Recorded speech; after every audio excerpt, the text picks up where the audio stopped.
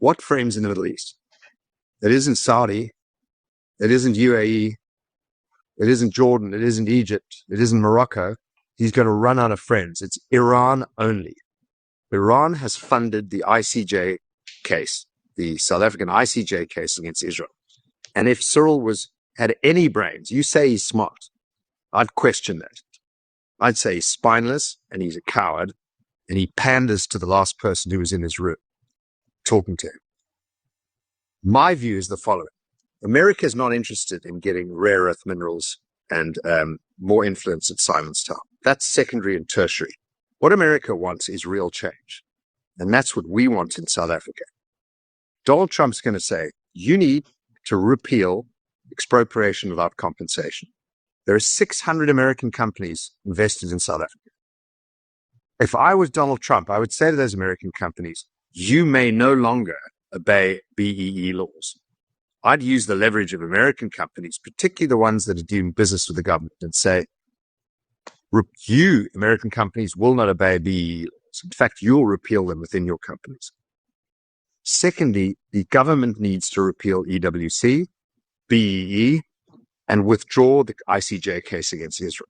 Those three things are non-negotiable. If Cyril has any spine, and I doubt he has, he will make a move on those three and agree to Cyril. Fine, we're going to get rid of those three, and then let's talk about investment. The stick, then the carrot. And the carrot obviously could include rare earth minerals, Simon's Town, and big investment by America in South Africa, and a removal of tariff and trade-related issues. But if you look at it, EWC and BEE is a form of a tariff on American companies. So if Cyril has a spine, if Cyril has a brain, he needs to kiss the ring, and he needs to do it quickly, and he needs to cut loose his Communist Party buddies, his COSATU buddies, all his hard left buddies, and focus on what's left of the ANC, which is maybe half of their voting population right now. Let's say there are 40 still, putting the IRR polls aside. 20% of the electorate is probably a centrist, Judeo-Christian, pro-West ANC.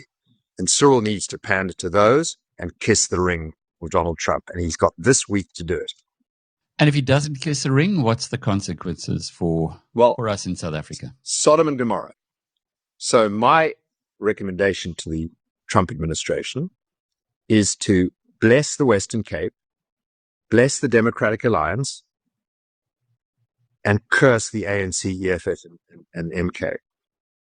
The Zondo Commission, nothing happened.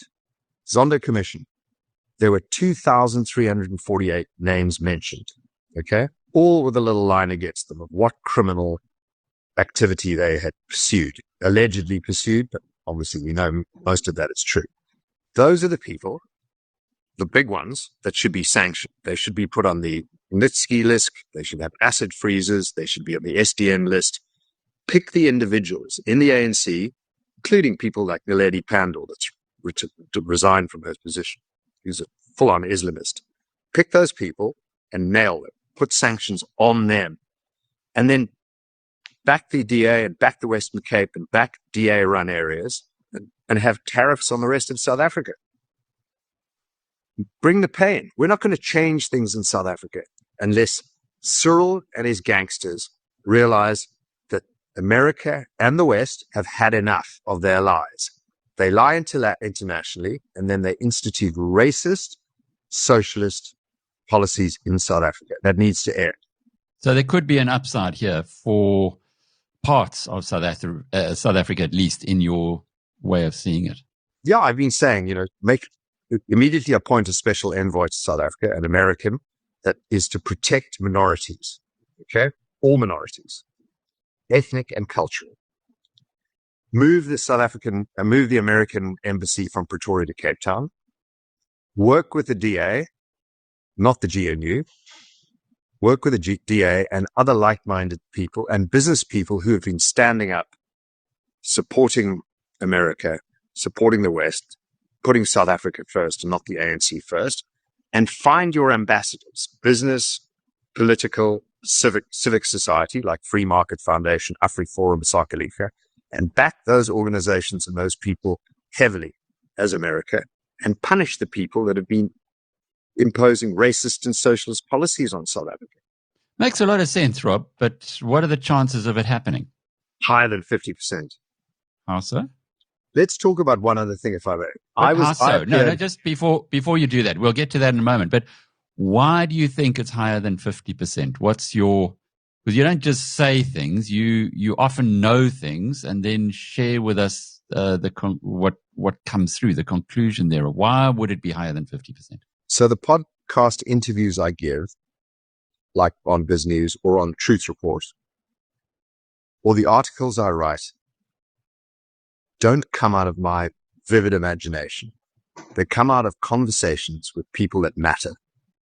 So I have my relationships within the GNU government, within South African politics, and I know the ones I can trust. They also know that what they tell me, I will say on a podcast, I will say online. So they know, they're careful about what they give me, but often they give me what I need to tell the truth online. And the same applies in America. So I had a lot of conversations yesterday, and I'm going to meet a lot of important people in Washington. And those people have told me what is going on behind the scenes. I know what information the Americans do have, but I'm not entirely sure what decision they're going to make on the back of that information. Yeah, it's quite clear that they know everything. There's nothing that Ramaphosa can go and tell them that they don't already know. In fact, they probably know more than him, given his Blue Light Brigade detachment from what's really happening in South Africa, and the fact that the ANC does not pay attention to the polls that they don't agree with, and the information, the research that we've seen that from Social Research Foundation, the IRR, as an example. But my question really is, when all of this is over tomorrow, and whether Cyril gets publicly humiliated as a la Zelensky, or whether it's just short shrift, what does it mean for South Africa after that, given all the insights that you have, that the relationships that you have, that the contacts that you have? What can we look forward to as either an upside or a downside of this whole exercise? So the upside is that Cyril learns his lesson, gets the message very clearly, realizes he doesn't have any allies left externally. I mean, Russia and China are not going to ride to his rescue. Their relationship with America and what they have on their priority list is way, way more important than Cyril and his merry morons of the ANC. Iran is being put into a box very, very quickly. I mean, in the Chagos Islands, right now, America has half its fleet of stealth. I don't know what their designation is now. Half the stealth bombers are sitting in the Chagos Islands. They can reach Iran, and they can put Iran back to 5 centuries ago in a matter of 3 or 4 bombing strikes. Israel's dying to do it, and America's holding them back. Iran will be put into the dark ages if they don't behave. And they are in deep discussions now with Steve Wishkoff and the American team about removing their nuclear capability and never having the ability to have nuclear weapons. Iran is not going to worry about the ANC. They've done their bit. They've turned part of the ANC into an Islamist front, an Islamist proxy, and Durko is the result of it. But the Iran is not going to ride to the rescue. They've got way bigger problems. The ANC has no more allies. Okay? So it's just internal. And you've got the crazies of MK and EFF who want to get rid of Cyril. And you have the ANC disintegrating internally. So the good news is Cyril is going to have to take America seriously. What Donald Trump wants, Cyril cannot be the hero and will not be the hero and try and increase his stature, tiny though it is.